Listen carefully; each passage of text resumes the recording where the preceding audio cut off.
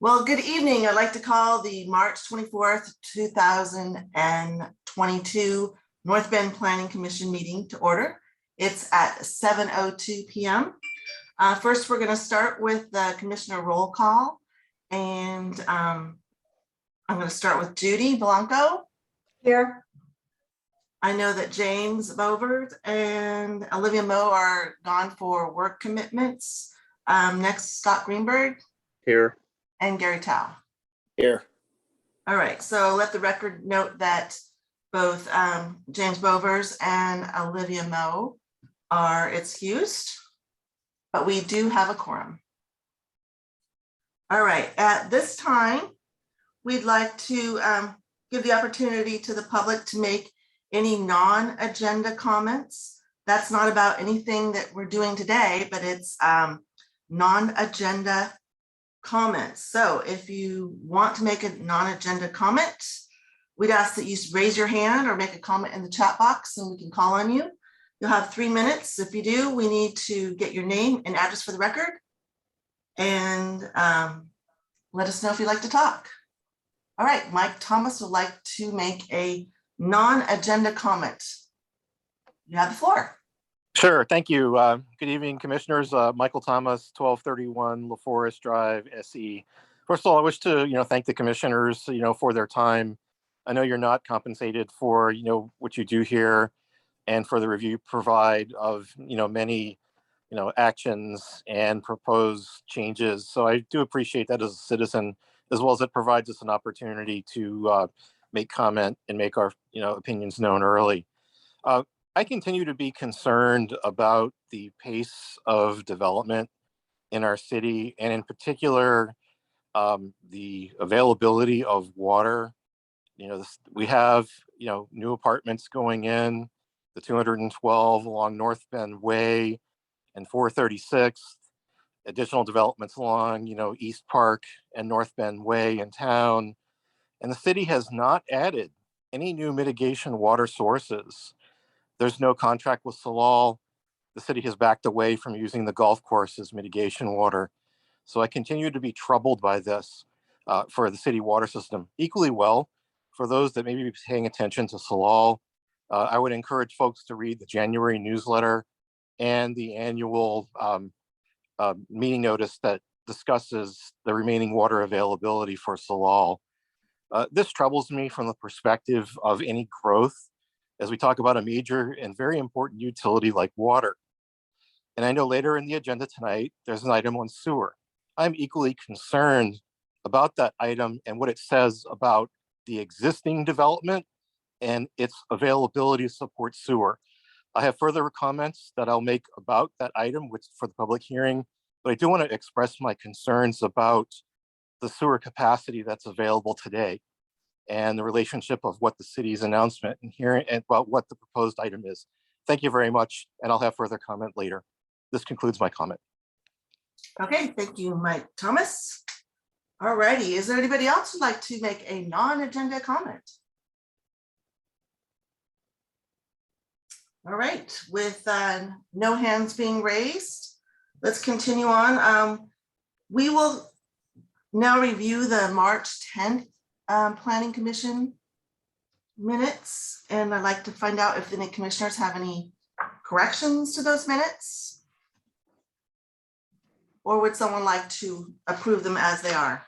I'll move approval of the March 10, 2022 minutes. Commissioner Blanco seconds that.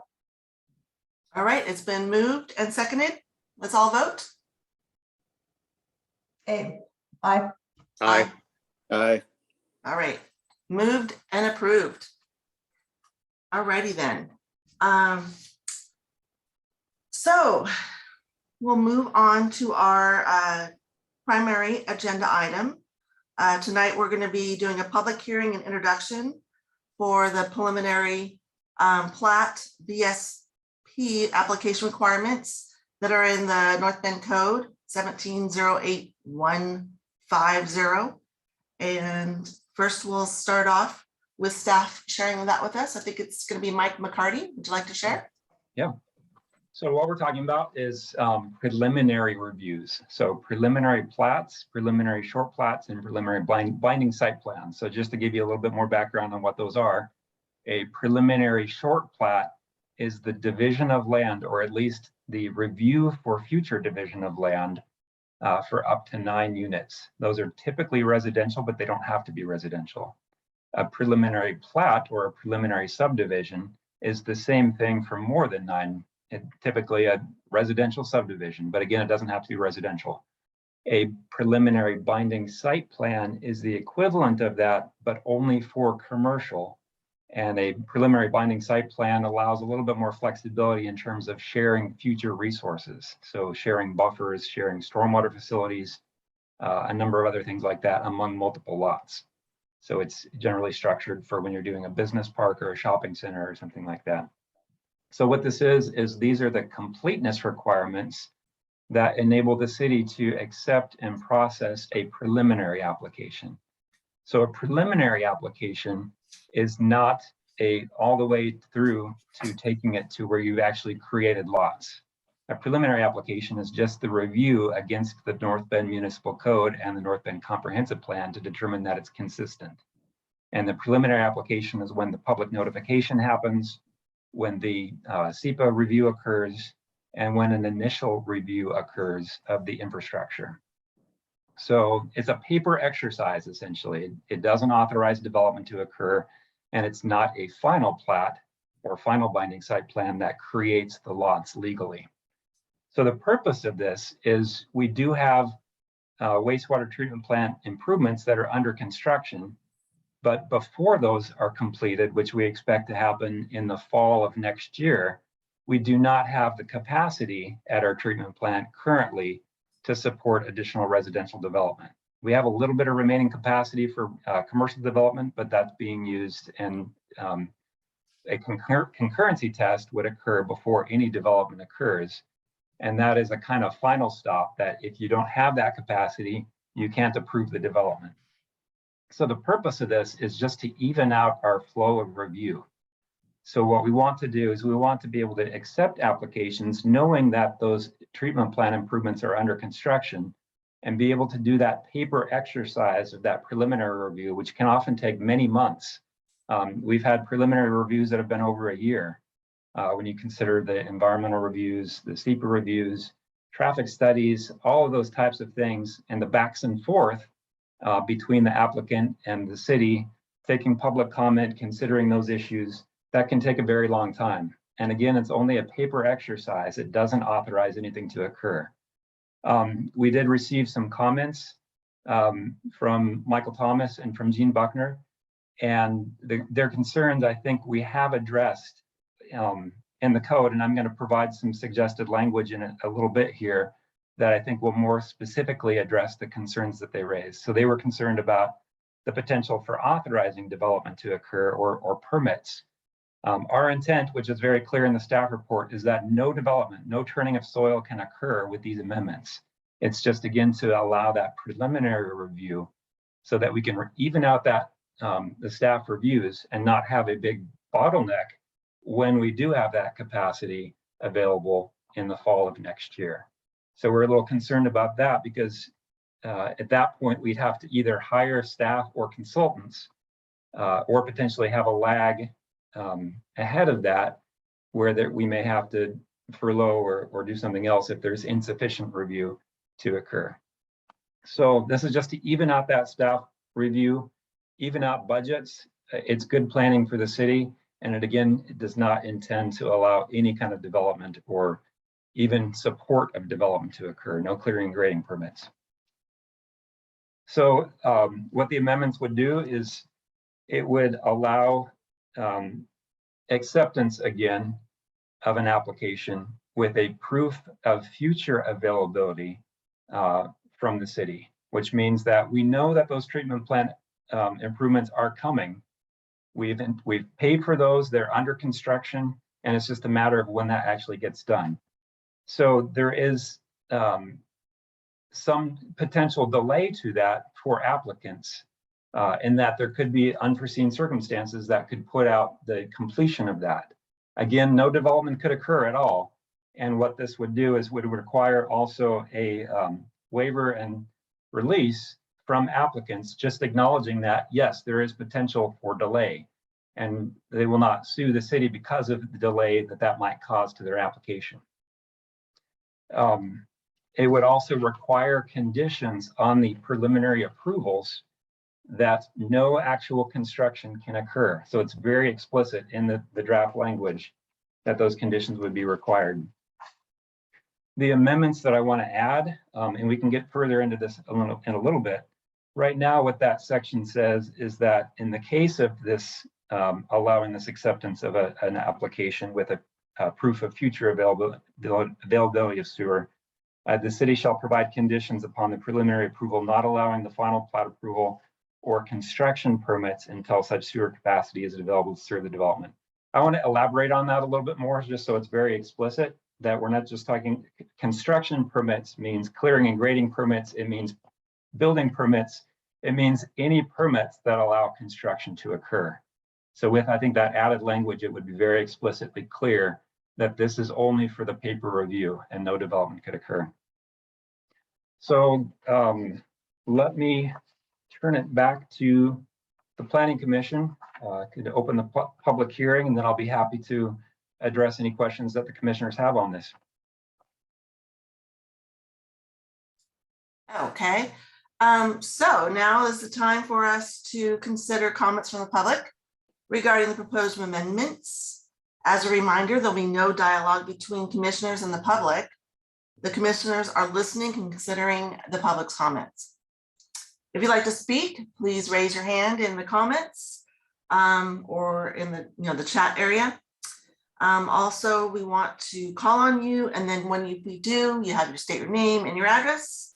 You'll have 3 minutes, and let's go ahead and start. All right, we have Mike Thomas. You have the floor.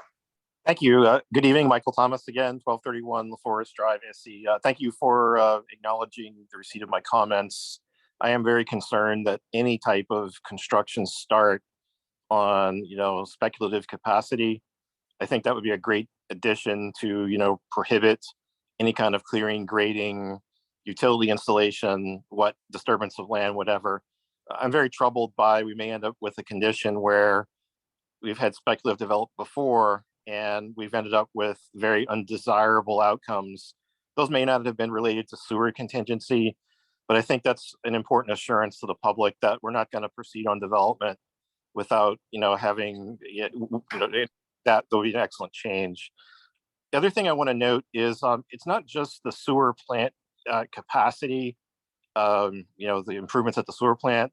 There are also potentially other improvements like lack of sufficient mains or even existence of mains, such like there's no sewer in Meadowbrook. So there might be some additional clarifying language to also say that, what about facility improvements that this, we should forbid, changes here as a result of that.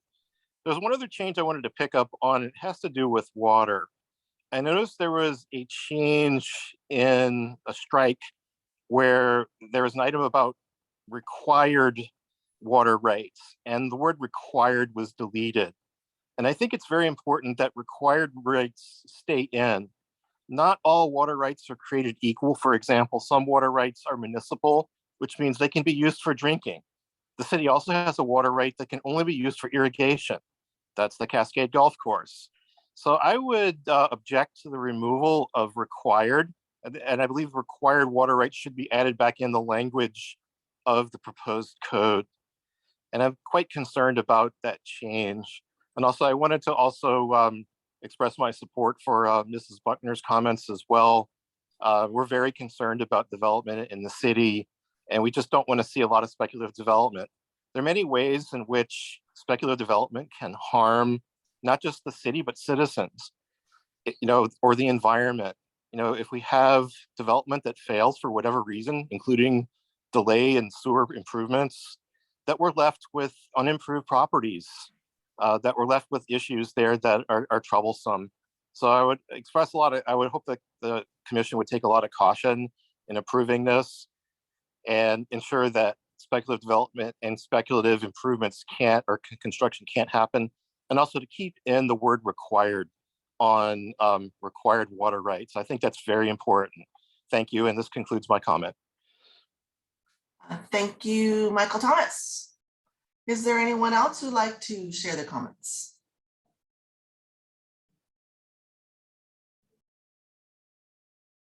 All right, being there is none else, I will conclude the public hearing portion. It's at 7:17.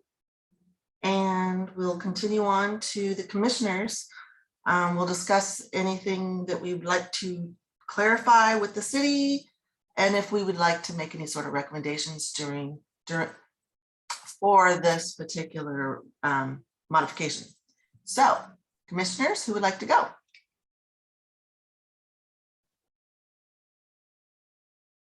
All right, Scott. I can go first. So I just have two items. So just to clarify with Mike, with the proposed wording, there would be no permits issued for any work on the property prior to final plat approval, for example, or final binding site plan approval, even if the developer posts a bond. Is that correct? That's correct. So Okay. if you'd like, I can offer that suggested language right now so that you've got that before you. I think that would be appropriate. Okay, so I'm on page 11 of the packet, and this is the amendments themselves, 1708-150, section D1, and that's the specific amendment that allows for this consideration of future sewer availability. The very last sentence there starts, in such case, the city shall provide conditions upon the preliminary approval, not allowing final plat, and I want to add in, or final binding site plan approval, adding again, clearing and grading permits, building permits, or other, and then go back to the last line, construction permits, until such sewer capacity is available to serve the development. So to be So- clear on your question, that doesn't mean that you have to have necessarily the plat ahead of time. You have to have the availability of sewer before a clear and grade permit is issued. The certificate. Correct. Right. Okay. And then my other point I want to raise is simply a point. Maybe it's mixing apples and oranges, but maybe it's different kinds of apples mixed together. Under the Growth Management Act, we're allowed to issue certificates of concurrency if the improvements are made within 6 years of the development occurring. So I will note that the proposed changes to the ordinance has a 2-year time frame, which is significantly less than the 6 years that could be allowed under the Growth Management Act. So it's actually more restrictive than what you could have proposed maybe under the GMA.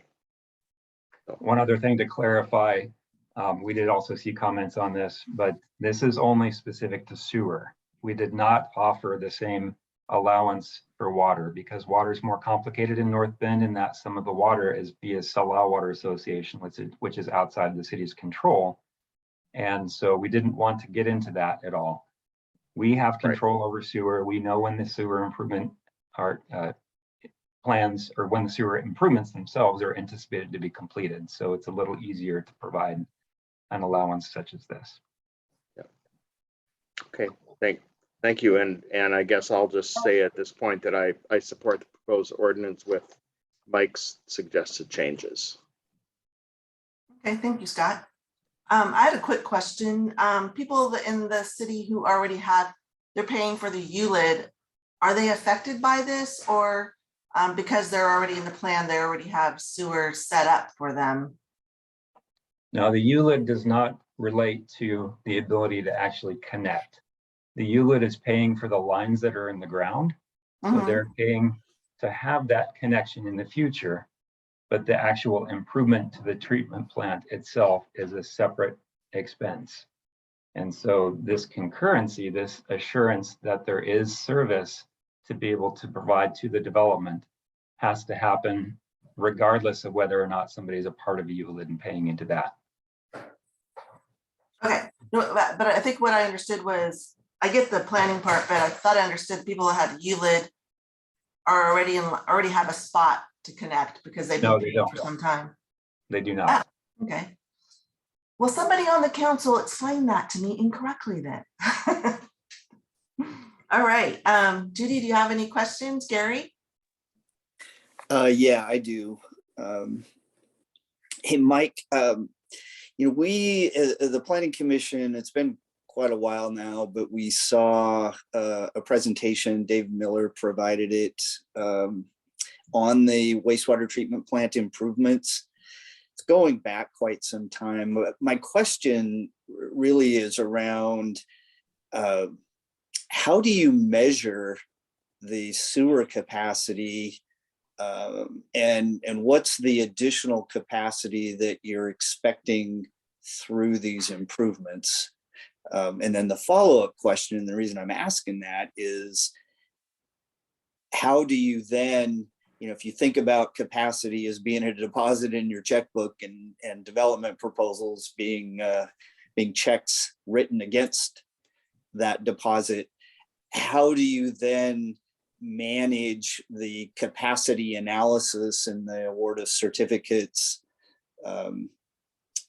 in this process? So it kind of starts with, what is that capacity going to be? How is that measured? And then how is that calculated against these incoming proposals, which might be sequential or there might be parallel? And what's the fail safe to ensure that you're not over issuing certificates kind of based on a miscalculation or an over optimistic outlook of what the actual capacity will be when the improvements all come in line? And that's exactly why we're not issuing any residential permits other than one-off single families right now, because we do have to do that test for capacity. I don't know the intricate details of how that is determined. I think it has to do with flow, effluent into and out of the treatment plant and its capacity to be able to manage that flow. I can say though that when the treatment plant improvements are completed in the fall of next year, those are planned based on our 20-year growth horizon. And so once those are done, we will have plenty of capacity to address the anticipated build out of our city based on our 20-year future plan under the comp plan. And does that look at kind of the underlying zoning or potential strategic zoning changes with, I don't want to say worst case, that's probably not the right term, but call it maximum? Yes, it is build out. the worst case. It's based on our build out of our current zoning. So if we dramatically upzone, we'd have to relook at that. But again, that's 20 years of remaining growth based on our anticipated build out. Okay, so then how, when a proposal comes in, how is the requested or the demand for capacity, how is that reviewed and verified? Again, my concern is kind of an over committing kind of on the front end of that 20-year plan, and kind of overbooking of that capacity, which at this time is kind of an academic exercise, correct? I mean, you sort of alluded to that, because those improvements aren't in place and that final capacity really hasn't been tested. Well, we do know the capacity of our current treatment plant, and that's the basis for any concurrency determination at present. So that's why we're not issuing concurrencies for residential plats at this time. Right, but what this change is allowing is basically a conditional preliminary approvals for projects in advance of those improvements coming online and the final capacity being tested. Sort of. What we're allowing is acceptance of a preliminary application. but the concurrency itself is not going to be issued until that capacity is available. So again, no development, no buildings, nothing that could connect the sewer or even the construction to support that until that capacity is available. So you don't, do you not have that level of detail at that point in the development process from the applicants to be able to assess what their capacity needs will be? We would be able to assess what the needs would be, correct? You know, just like any, we would normally issue that concurrency. We would, you know, so we do keep, you know, our public works department, I can't get into the details of how it's tracked. It is based on an equivalent dwelling unit. And so based on the type of project, they determine what that equivalent dwelling unit is, and they basically subtract it from the available capacity, and they do track it. And no, you know, I don't have the number, but I do know they could tell us what that number remaining at the sewer treatment plant is, but I don't have that information. And so this, you know, this kind of thing we could track at this preliminary stage, but really they'd still need to go through the concurrency process. And at that time of issuance of that sewer availability, we would then track it just like we do now. I guess I'm just, maybe I'm not quite grasping. I mean, I understand the efficiency objective of the change, but it appears like it's, I'm not sure why we need to do this if it's basically just assuming that the capacity will exist in order to grant that preliminary approval, but all the heavy lifting is really going to be done further downstream in that process. What does this actually save from a? Because there's a lot of review that has to happen before we get to that point. So there's the notice of application, there's the public comment, there's analysis of traffic, analysis of environmental issues, analysis of our zoning code, setbacks, bulk and dimensional standards, design standards, all sorts of other things that needs to still occur. And those kinds of things aren't dependent on knowing the specifics of that capacity. So that's right, but that doesn't change. That all that still has to occur, correct? All this change does is allow you to make a broad assumption that sewer capacity will be sufficient. You still have to do all those other elements of analysis, correct? This doesn't save any time on traffic or. We can't do those analysis if we don't have a complete application. We can't start the process. So we need this to complete the application so that we can do those analysis. Okay. Okay, that's it for me. Okay, great. Judy, did you have any comments?